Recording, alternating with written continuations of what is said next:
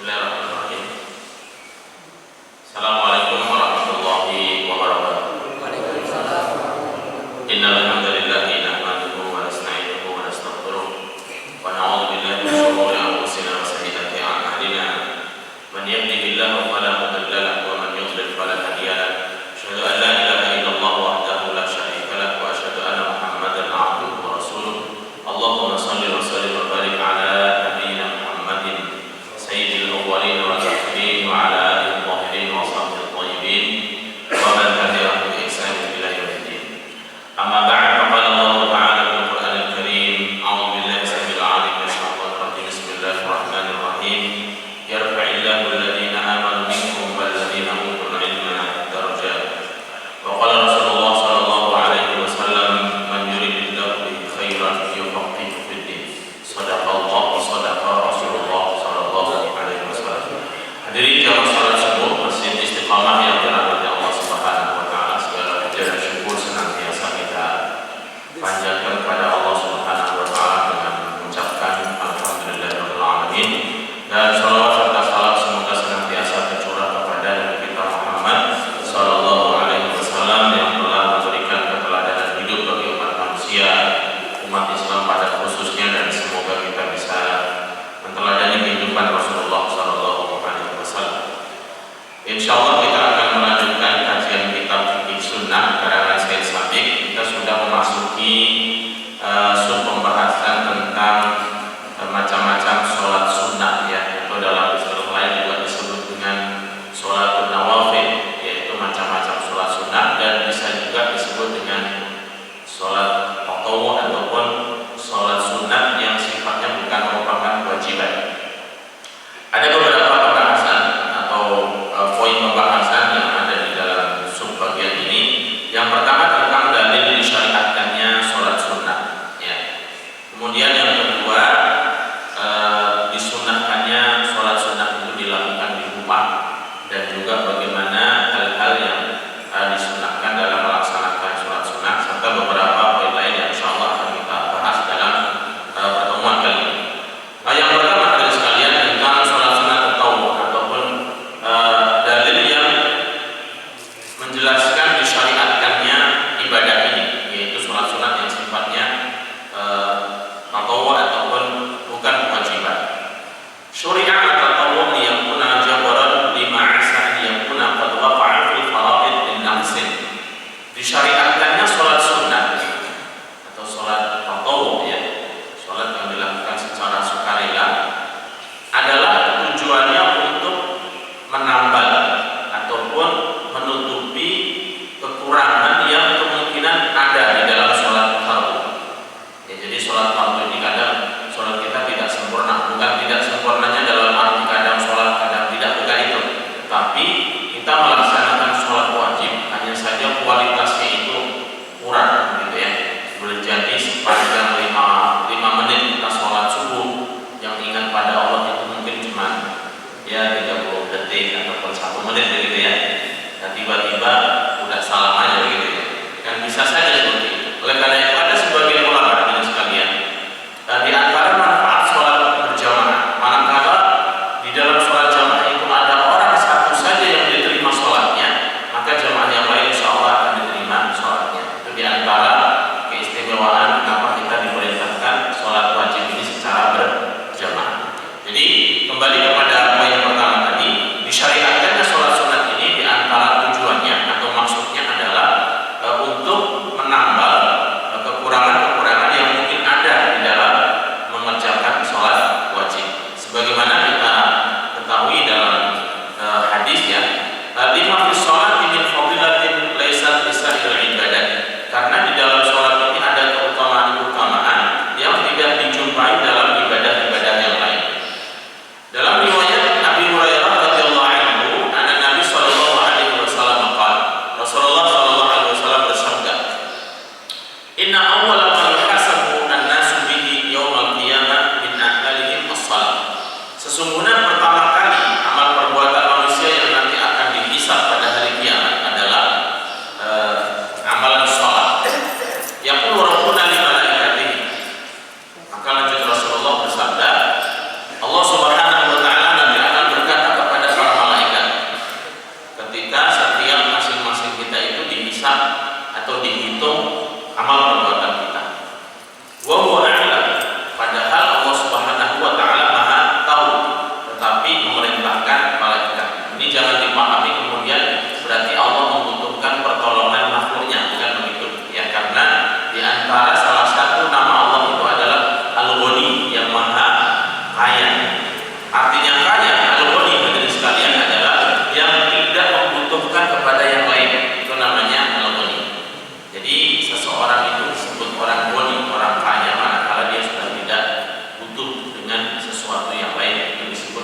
orang kaya. Ya. Kalau orang hartanya melimpah tapi masih tetap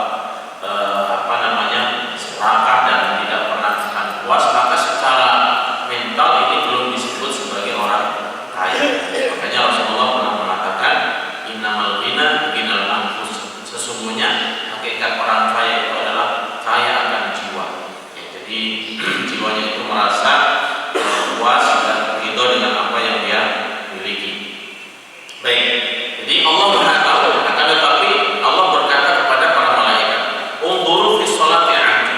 Lihatlah bagaimana atau lihatlah pada sholat hambaku. Atammaha am naqasa. Apakah dia menyempurnakannya atau dia kurang di dalam sholatnya? Ya. Sering kita sholat ini hadirin sekalian, kadang ketika di luar sholat itu lupa sesuatu, giliran pada waktu sholat itu ingat. Ini sering, saya juga mungkin mengalami hal ini.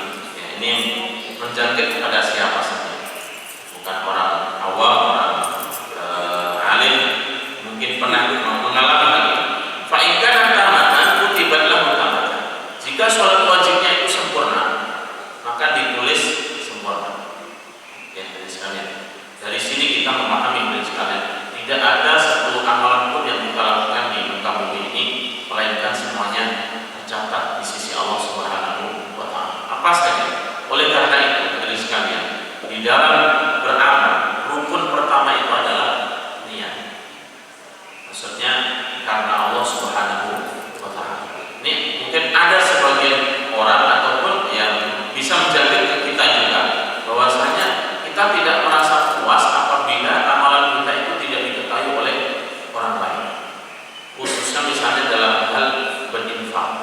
Ya, ini sering ya. Jadi meskipun di dalam amalan sendiri dengan sekalian kita menampakkan infak kita, sedekah kita itu boleh, dengan tujuan supaya orang lain juga melakukan hal yang sama. Ya, tentu dengan tetap menjaga niat baik kita untuk mencari ridha Allah Subhanahu wa taala. Jadi Allah berkata kepada para malaikat, lihatlah kepada sholatnya, apakah dia sempurna atau tidak sempurna. Kalau sempurna maka ditulis dengan sempurna. Wa in kana intaqasa minhu syai'an. Jika sholatnya itu berkurang, ya, sholat wajibnya itu berkurang, qala unzuru hal li'abdi min tatawwu. Maka lihatlah kepada hambaku, apakah dia punya simpanan sholat sunnah atau sholat selain sholat wajib.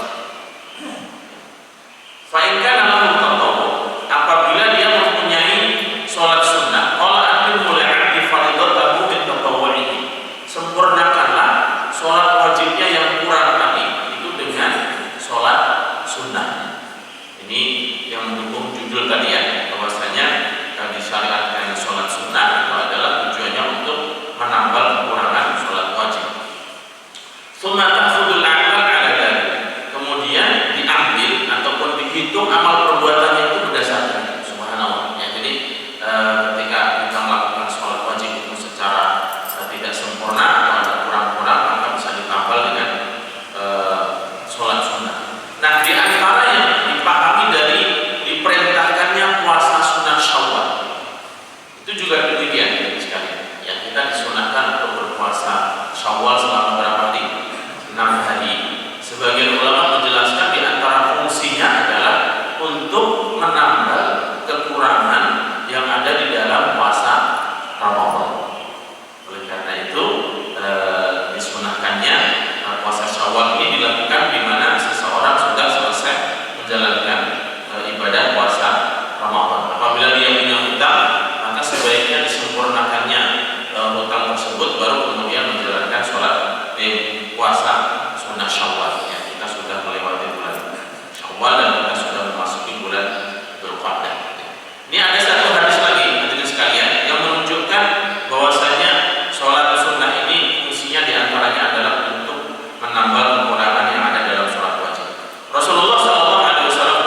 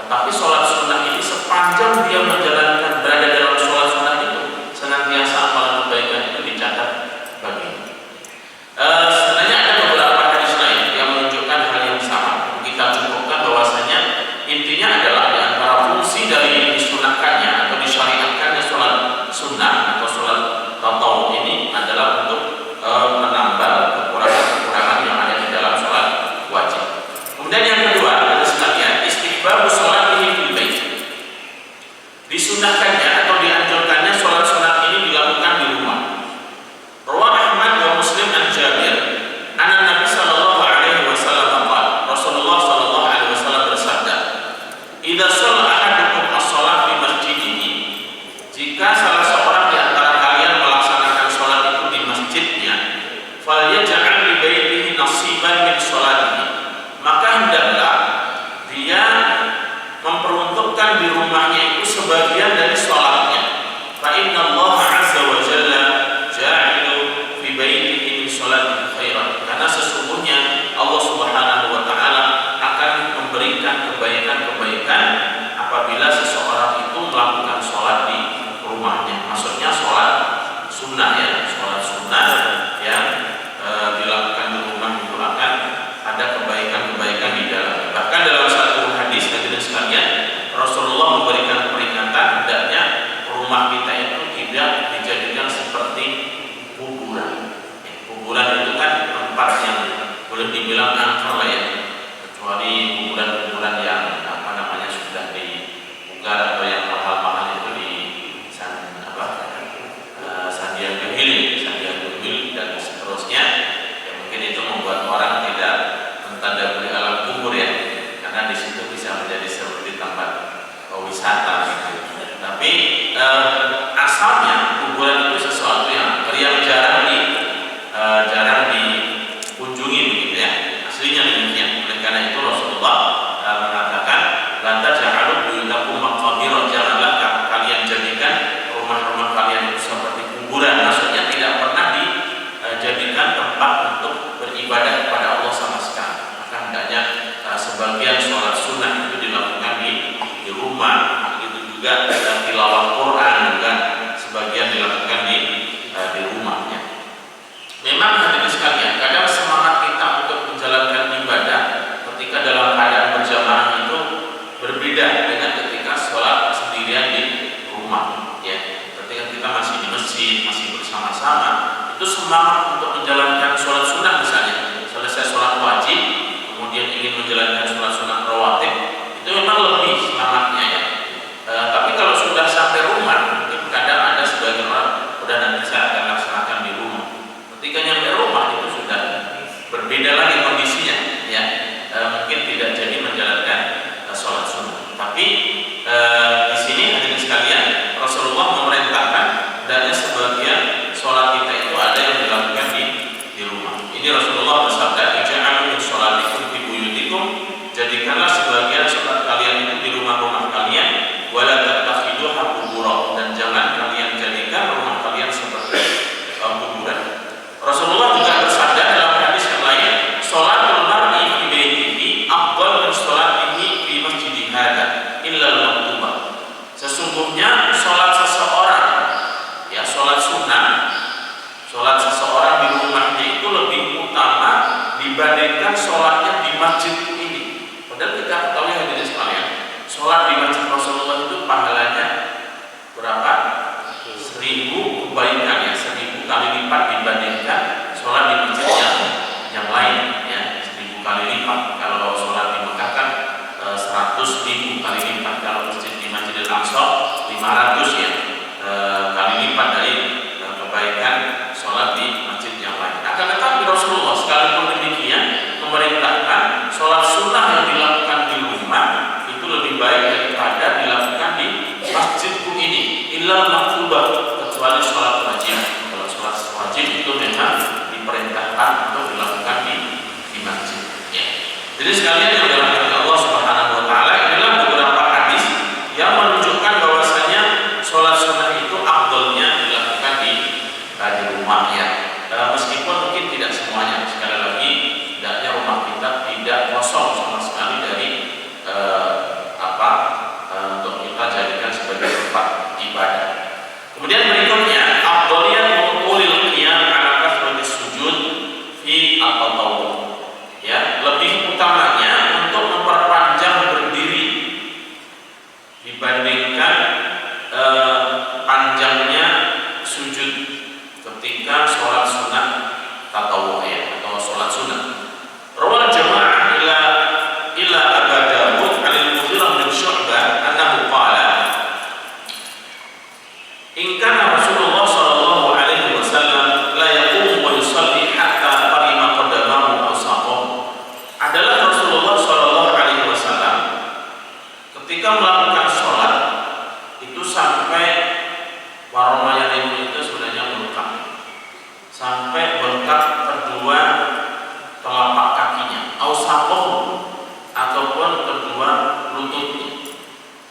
saking lamanya berdiri. Kemungkinan yang dimaksud ini adalah sholat malam ya. Di sholat malam itu memang sunnahnya dipanjangkan berdirinya. Namanya juga qiyamul lail. Qiyam itu artinya berdiri ya. Qiyamul lail maksudnya adalah menunjukkan waktu malam. Fayuqalu lahu, maka dikatakan kepada Rasulullah di dalam sebuah hadis lain, Aisyah yang mengatakan ya, ketika Rasulullah sholat malamnya itu panjang dan sampai kakinya itu bengkak begitu, maka dikatakan kepada Rasulullah, kenapa kata Rasulullah kau melakukan hal seperti ini ya? Ibadah sampai sedemikian rupa, bukankah Allah Subhanahu wa taala sudah mengampuni dosa-dosamu yang telah lalu maupun yang akan datang? Maka Rasulullah jawabannya, afala aku ma'abdan syakura, tidak bolehkah aku menjadi hamba yang bersyukur. Jadi sebagai bentuk rasa syukurnya kepada Allah Subhanahu wa taala, di antaranya adalah menjalankan ibadah sedemikian rupa ya, memperpanjang sholatnya, khususnya sholat sunnah. Adapun sholat wajib, hadirin sekalian, sholat wajib yang karena kondisinya itu berjamaah, maka tidak terlalu dipanjangkan. Apalagi sholat-sholat wajib yang dilakukan di siang hari. Di siang hari yang mungkin waktunya orang masih bekerja. Ya mungkin hadis yang cukup familiar bagi kita, ada seorang sahabat yang waktu itu dia membawa unta ya. Membawa unta, kemudian sholat zuhur atau sholat asar ya. Kemudian yang menjadi imam sholat itu adalah Mu'adz bin Jabal. Maka ketika sholat itu, seorang sahabat yang sedang membawa unta, kemungkinan adalah mengembala ya, unta, kemudian istirahat untuk sholat dan untanya itu diikat. Ketika sholat, ternyata Mu'adz ini membaca surat yang panjang. Dalam satu riwayat disebutkan membaca surat Al-Baqarah ya, dalam sholat zuhur atau sholat asar. Maka laki-laki ini keluar dari sholat berjamaah dan sholat sendiri ya, sholat sendiri. Dan kemudian hal ini diajukan kepada Rasulullah Shallallahu Alaihi Wasallam. Maka Rasulullah pun memperingatkan Mu'adz, afattani anta ya Mu'adz, wahai Mu'adz, apakah kamu ingin menjadi orang yang menebarkan fitnah? Maksudnya fitnah di sini ya, masalah di tengah kehidupan kaum muslimin ya. Meskipun itu kebaikan ya, membaca sholat, membaca surat panjang itu kan sebenarnya kebaikan. Maka ketika Mu'adz melihat laki-laki ini keluar dari jamaah, Mu'adz mengatakan, qad nafaqta, kamu munafik ya. Orang mendengar bacaan Quran kok kabur, bahasa kasarnya begitu ya.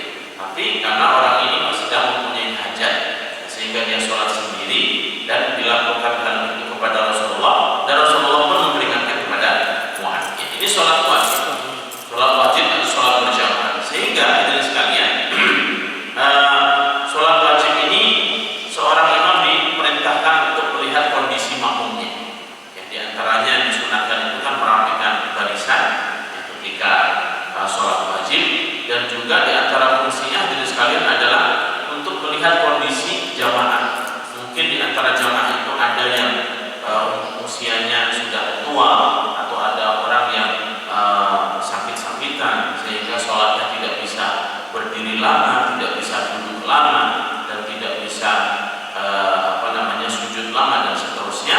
Jadi seorang imam harus memperhatikan kondisi. Akan tetapi untuk sholat sunnah itu disunahkan untuk sholatnya panjang, khususnya sholat malam ya. Sekali lagi, khususnya sholat malam. Kalau sholat rawatib, sholat sunat rawatib itu adalah sholat sunat yang mengiringi sholat wajib. Ini sholatnya ringan saja. Bahkan dalam satu riwayat yang jadi sekalian, Rasulullah sholat sunat sebelum subuh ya, atau qobliyah subuh, atau yang biasa juga disebut dengan sholat sunat fajar. Rasulullah itu sholatnya ringan. Bahkan sampai Aisyah itu mengatakan, Aqra al-Fatihah amla. Apakah Rasulullah dalam sholatnya tadi itu membaca surat Al-Fatihah atau tidak? Mungkin ini menunjukkan bagaimana Rasulullah sholat sunat rawatib itu ringan ya. Jadi tidak, sholat sunat rawatib itu tidak panjang seperti sholat malam. Sekali lagi hadirin sekalian, ini berlaku untuk sholat sunat, khususnya sholat sunat malam dianjurkan untuk panjang di dalam berdiri. Sujud juga boleh panjang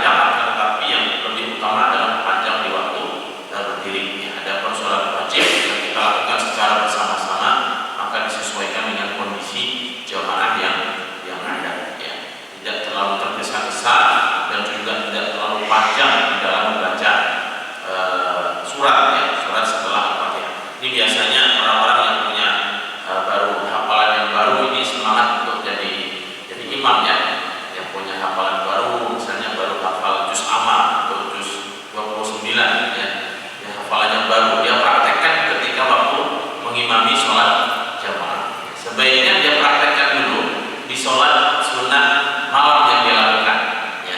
Nampaknya kalau dipraktekkan di sholat wajib berjamaah ini hafalannya belum mutqin, belum belum hafal betul ya, kadang masih banyak salah-salah.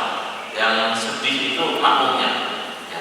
Jadi gelisah sholat kalau banyak salah-salah dalam mengimami, apalagi salah dalam bacaannya, ini lebih mengkhawatirkan lagi. Baik, kemudian yang berikutnya itu sekalian, jawazul sholat tatawwu min julusin. Bolehnya sholat sunat tatawwu atau sholat sunat itu dilakukan dengan cara duduk ya. Kita ketahui hadirin sekalian, berdiri itu merupakan salah satu rukun sholat ya. Rukun yang pertama itu niat ya. Kemudian takbiratul ihram dan seterusnya. Di antaranya rukun sholat itu adalah berdiri. Bagi yang mampu, ini sholat wajib. Kalau sholat sunnah itu boleh dilakukan dengan duduk meskipun dia mampu berdiri ya, meskipun dia mampu berdiri. Yasihu at-tatawwu min qu'udin ma'al qudrah 'alal qiyam. Boleh atau sah hukumnya seseorang melakukan sholat sunnah dengan cara duduk meskipun dia mampu berdiri. Kama yasihu ada ba'dihi min qu'udin wa ba'duhu min qiyamin. Sebagaimana sah juga seseorang melakukan satu sholat sunnah, sebagian dilakukan secara berdiri, sebagian dilakukan secara duduk. Ya, misalnya sholat sunat rawatib 2 rakaat, rakaat pertama berdiri, rakaat kedua duduk ya, boleh. Lakukan dzalika fi kulli raka'atin wahidah wa ba'daha yu'addi bil qiyamin wa ba'daha min qu'udin sawa'un taqaddama al-qiyam aw ta'akhkhar, kullu dzalika jaiz min ghairi karahah. Sama ada baik sholat tersebut yang berdirinya itu di awal atau berdirinya di akhir, boleh-boleh saja. Misalnya sholat sunat 2 rakaat, sholat sunat rawatib, yang rakaat pertama dia duduk, rakaat kedua dia berdiri, atau sebaliknya, rakaat pertama dia berdiri, rakaat kedua dia duduk, maka boleh hukumnya. Bila karahah, ghair karahah, dan tidak ada makruh sama sekali. Wa yajlis kaifa syaa wal afdal at-tarahum. Dan tata cara duduknya itu adalah bagaimanapun duduk boleh ya, duduk seperti di atas 2 kaki ya, itu boleh, ataupun di sini disebutkan wal afdal at-tarahum, dan lebih utama adalah dengan bersila. Di sini disebutkan ya, tarahum itu bersila. Faqad rawa Muslim an Al-Qur'an qala qultu li Aisyah kaifa kana yasna'u Rasulullah fi rak'atayn wa huwa jalis. Dari Al-Qur'an berkata, aku bertanya kepada Aisyah radhiyallahu anha, bagaimana Rasulullah mengerjakan sholat 2 rakaat, maksudnya sholat sunnah, ketika beliau duduk. Qala, maka Aisyah berkata, kana yaqra'u fihima fa idza arada an yarka' qama faraka'a. Adalah Rasulullah ketika melakukan sholat sunnah dengan duduk, maka beliau ketika ingin membaca, maksudnya membaca Al-Fatihah dan suratnya, ataupun ingin ruku, qama faraka'a, maka beliau berdiri dan kemudian ruku ya. Jadi ketika sholatnya duduk, misalnya seperti Pak Imam ini ya, kemudian ingin setelah membaca Al-Fatihah atau surat, maka kemudian ingin ruku, beliau berdiri dan kemudian ruku ya. Rawah Ahmad wa ashabuhu wa ashabus sunan qala ma ra'aytu Rasulullah sallallahu alaihi wasallam yaqra'u bi syai'in min salatil lail jalisan qattu hatta dakhala fi sin. Dari Aisyah radhiyallahu anha, beliau mengatakan, aku tidak pernah melihat Rasulullah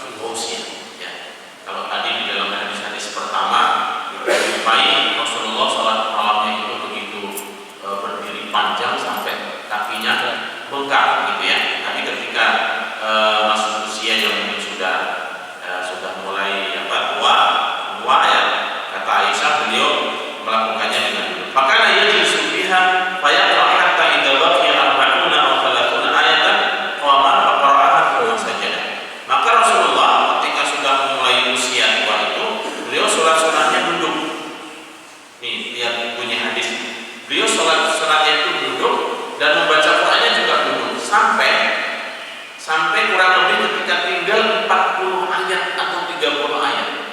Sisanya saja itu 30 ayat sampai 40 ayat. Baru kemudian beliau berdiri untuk melengkapi tadi. Misalnya ketika sholat malam itu membaca surat Al-Baqarah. Misalnya ya, surat Al-Baqarah itu ada berapa ayat? 286 ya. Surat Al-Imran ada 200. Berarti kalau tinggal 30 sampai 40 sudah membaca 170 ayat.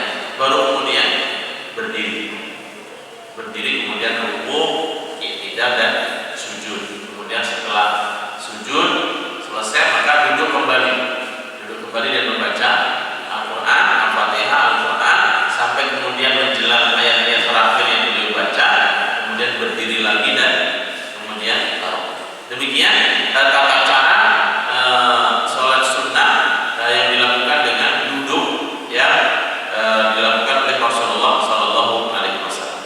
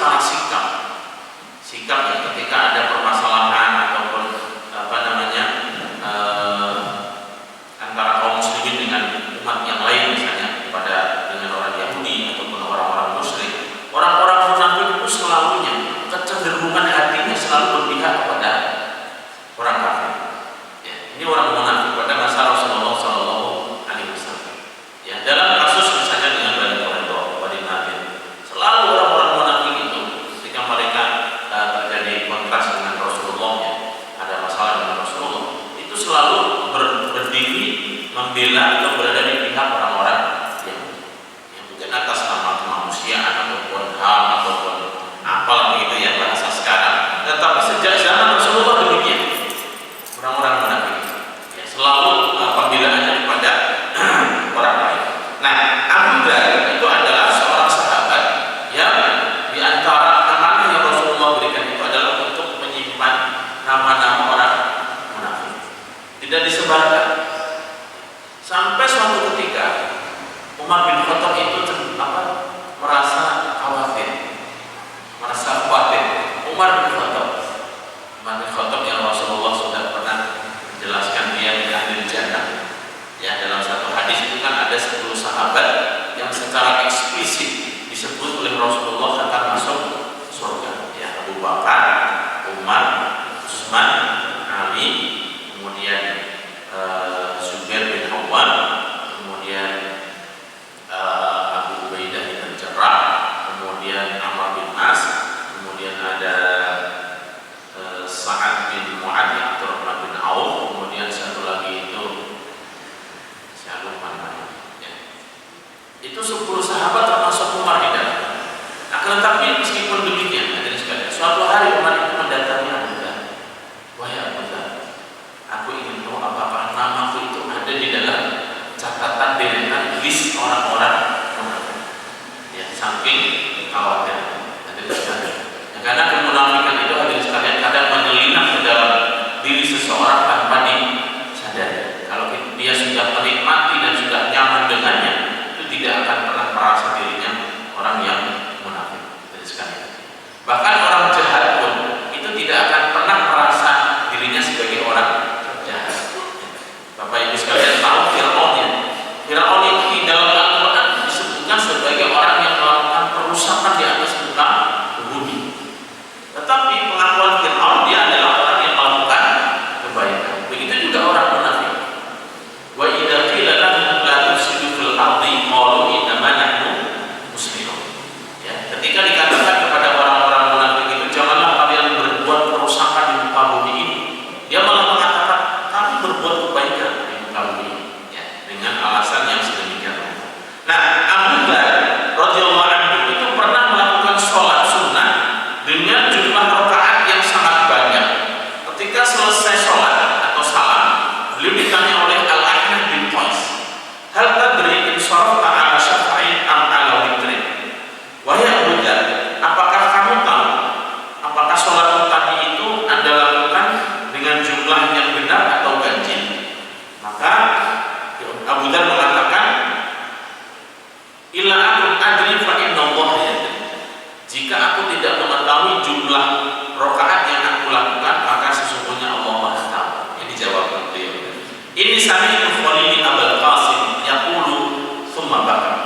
Sesungguhnya aku pernah mendengar kekasihku Rasulullah sallallahu alaihi wasallam bersabda, kemudian beliau menangis.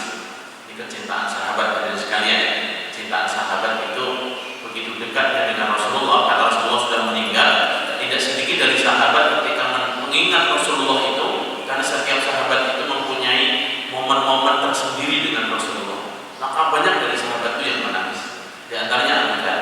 Mungkin di antaranya beliau orang yang diamanai untuk menyimpan nama-nama tadi, rahasia orang-orang nama-nama. Ada juga misalnya seperti Bilal bin Rabah. Bilal bin Rabah itu adalah orang petugas adzan Rasulullah. Ketika Rasulullah meninggal dunia, maka beliau memutuskan untuk hijrah atau berpindah ke negeri Syam. Tidak mau lagi untuk tinggal di Madinah, tidak mau ada. Beliau bersikeras ya, hanya mau ada ketika untuk Rasulullah saja. Maksudnya ketika Rasulullah masih hidup. Sampai ketika beliau di negeri Syam, dan beberapa tahun kemudian beliau mimpi di dalam tidurnya. Ya, mimpi bertemu dengan Rasulullah dan mengatakan, wahai Bilal, sikap keras apa seperti ini? Tidakkah kau merindukanku di Madinah? Maka kemudian dari mimpi itu Bilal akhirnya pergi ke Madinah untuk ziarah ke makam Rasulullah Sallallahu Alaihi Wasallam, dan di sana bertemu dengan cucu Rasulullah Hasan dan Husain. Ya, maka kemudian Bilal memeluk cucu Rasulullah ini, dan Hasan dan Husain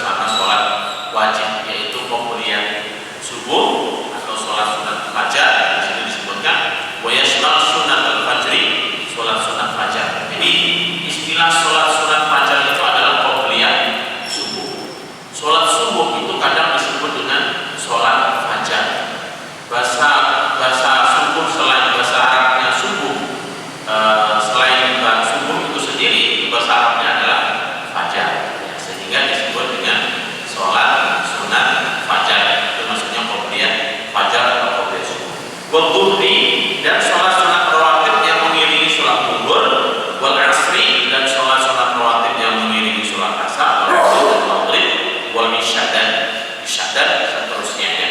Nanti penjelasan secara detailnya. Di antara sholat-sholat rawatib ini ada yang sifatnya muakkad, yang sangat ditekankan, yang Rasulullah tidak pernah meninggalkan gitu. Bahkan kalau untuk ditinggalkan itu Rasulullah mengqadhanya. Rasulullah pernah mengqadha sholat sunat sebelum subuh, diqadha. Rasulullah pernah mengqadha sholat sunat ba'diyah asar, ba'diyah zuhur, diqadha, yang itu setelah sholat asar. Pernah dilakukan hal ini. Bukan menjadi kebiasaan, bukan ya, tapi pernah. Bukan berarti kalau kemudian Rasulullah pernah melakukan, kemudian dilakukan terus menerus. Misalnya sholat sunat sebelum subuhnya dilakukan setelah subuh terus ya. Bukan itu. Tapi secara hukum itu boleh ya. Sifatnya permisional. Rasulullah pun tadi saya sampaikan pernah melakukan sholat sunat ba'da zuhur, dilakukan setelah sholat asar, dilakukan di rumah. Karena ketika sholat zuhur selesai, Rasulullah kedatangan tamu, sampai kemudian ngobrol dan masuk waktu asar. Selesai sholat asar, beliau sholat sunnah, sholat 2 rakaat di rumah. Maka Aisyah bertanya, "Wahai Rasulullah," mungkin bahasanya kurang lebih demikian, "apakah ada perintah baru untuk sholat sunnah setelah asar?" Maka Rasulullah mengatakan tidak. Hanya saja aku tidak ingin atau tidak suka untuk meninggalkan sholat sunnah, sholat setelah zuhur.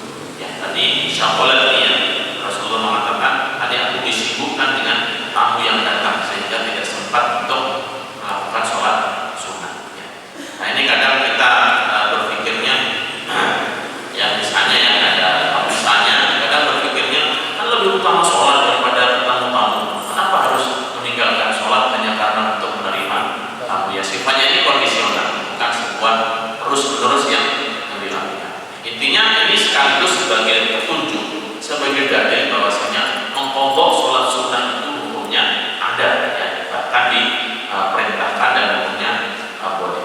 Baik hadirin sekalian, mungkin sampai di sini dulu kajian kita pada pagi hari ini tentang sholat sunnah, mulai dari dalil disyariatkannya, kemudian bagaimana yang utama mengerjakan sholat sunnah itu di mana, ya, di rumah lebih utama, dan kemudian juga disunahkannya untuk melakukannya secara lama ya, khususnya sholat sunat malam berdiri itu disunahkan untuk panjang. Kemudian juga bolehnya seseorang untuk sholat sunat dengan cara duduk, dan kemudian sholat sunat itu dibagi menjadi 2, ada sholat sunat yang mutlak dan ada yang muqayyad. Mutlak itu artinya tanpa batas, kalau muqayyad itu ada batasan. Hadirin sekalian yang dirahmati Allah Subhanahu wa taala, satu poin yang ingin saya sampaikan bahwasanya agama Islam ini agama ilmu dan sekaligus agama praktek. Selain kita mengetahui ilmu yang ada di dalam agama ini, yang lebih utama lagi adalah kita praktekkan. Ya, jadi ilmu-ilmu yang sudah kita dapat,